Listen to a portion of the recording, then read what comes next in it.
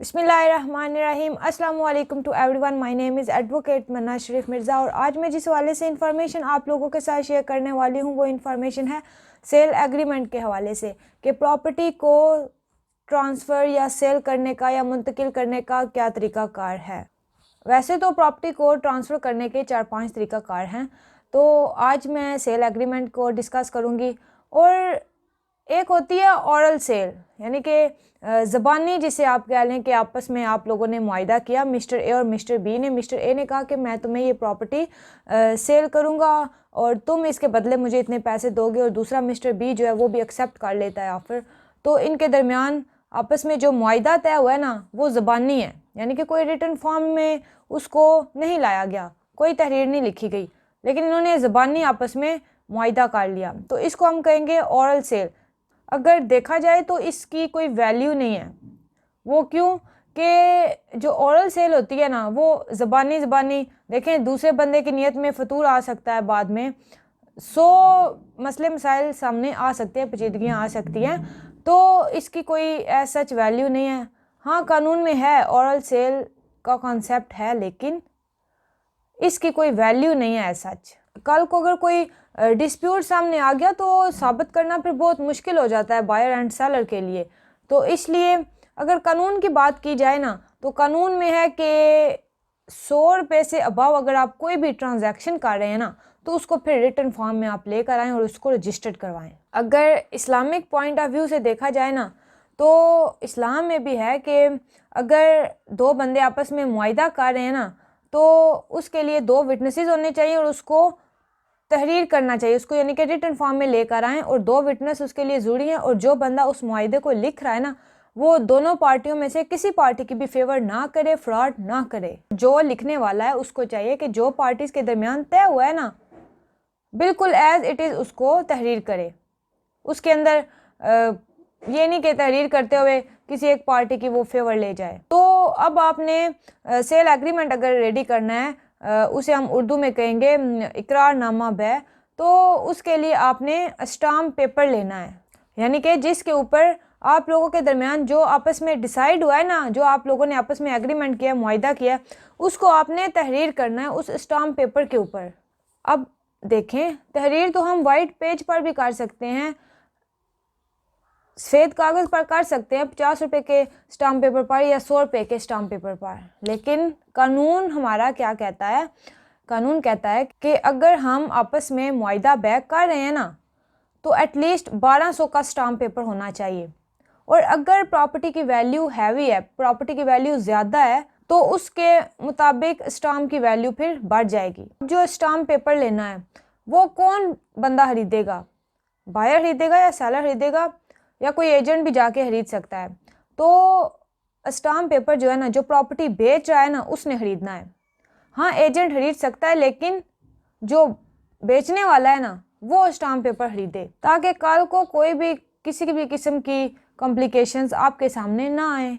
अब इकरारनामा लिखना है, ठीक है, उसके लिए 1200 का हो गया स्टाम्प पेपर, ठीक है।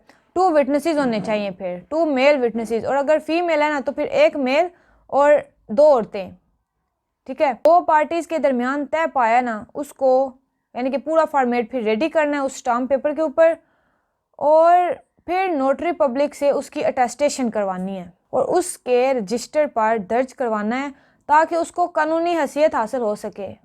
और कल को अगर कोई मसला सामने आता है तो उसको फिर हमने अदालत में भी तो साबित करना है, तो 2 विटनेसेस लाजमी है, और उनके साइन और थंब इम्प्रेशन भी बहुत ज़रूरी हैं।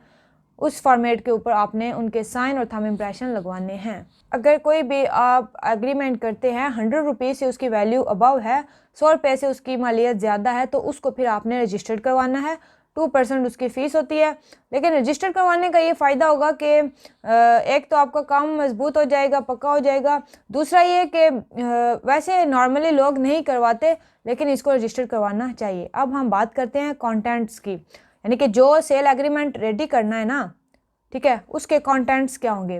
पहले मैंने आपको बताया कि अरेंजमेंट क्या क्या करने हैं, 1200 का स्टैम्प पेपर, और स्टैम्प पेपर लेने का भी तरीका बता दिया कि आपने जो बंदा प्रॉपर्टी सेल कर रहा है ना वो जाएगा बैंक ऑफ पंजाब से, वो स्टैम्प पेपर लेकर आएगा। और नंबर 3 विटनेसेस होने चाहिए, 2 मेल होने चाहिए, और अगर औरत है तो फिर 1 मेल और 2 औरतें हो जाएं। और अब उसके कंटेंट्स क्या होंगे, ठीक है। कंटेंट्स में उसके कंटेंट्स में ये होगा कि कौन प्रॉपर्टी सेल कर रहा है, मुआहिदा कौन कर रहा है, कौन सी जगह सेल हो रही है, उसके अलावा कितनी मालियत की जगह है, कितना बयाना दे दिया है, कितना रह गया है, कब तक अदा करेंगे। तो ये सारे कंटेंट्स आपने उसमें लिखने हैं।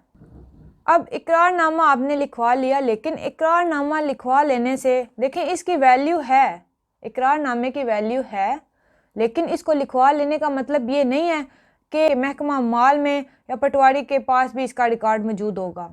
नहीं, इस इकरारनामे के तहत महकमा माल के रिकॉर्ड में कोई तब्दीली नहीं आएगी। अब जो मुआहिदा हुआ है ना, उसमें से किसी की डेथ हो जाती है तो जो उसके पीछे वारसान है ना, वो फिर लाइबल हैं, उन पर लाइबिलिटी इम्पोज होगी। अब 2 पार्टियों के दरमियान मुआहिदा हुआ था, मिस्टर ए और मिस्टर बी के दरमियान, और उसमें यह तय पाया था कि इतना तुम बयाना ले लो और 2 महीने बाद या 4 महीने बाद बकाया रकम मैं तुम्हें अदा कर दूंगा। तो अब एक पार्टी मुकर गई है, ठीक है, वो उस मुआहिदे से मुकर गई है। तो अब जो दूसरी पार्टी है उसके पास क्या रेमेडी अवेलेबल है, वो क्या करे फिर? उसने क्या करना है, उसने सिविल कोर्ट में फिर केस फाइल करना है स्पेसिफिक परफॉर्मेंस ऑफ कॉन्ट्रैक्ट का, दावा तामील मुख्तस का, कि जी ये देखें हमारा आपस में मुआहिदा हुआ था और अभी ये पार्टी जो है मुकर गई है। तो अगर इन केस दोनों में से कोई एक पार्टी मुकर जाती है तो आपने फिर स्पेसिफिक परफॉर्मेंस ऑफ कॉन्ट्रैक्ट का दावा दायर करना है सिविल कोर्ट में। अब जो इंतकाल होता है ना, अब गांव की जो प्रॉपर्टी है उसकी सेल परचेज वो तहसीलदार के पास जाकर या ADLR के पास जाकर इंतकाल करवाया जाता है कि इस नंबर से हमने इतनी प्रॉपर्टी दे दिया। इस इंतकाल को इंग्लिश में कहते हैं म्यूटेशन।